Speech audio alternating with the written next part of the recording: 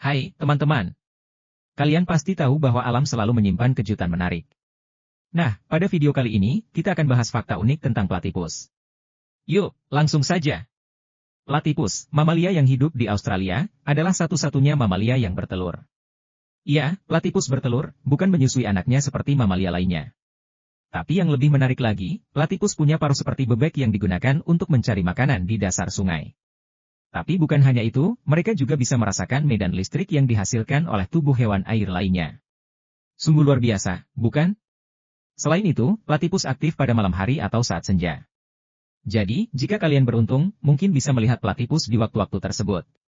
Itulah sedikit fakta unik tentang platypus, hewan yang punya penampilan yang unik dan menyimpan begitu banyak misteri. Jangan lupa untuk berbagi video ini dan subscribe untuk fakta-fakta menarik lainnya tentang alam. Terima kasih sudah menonton.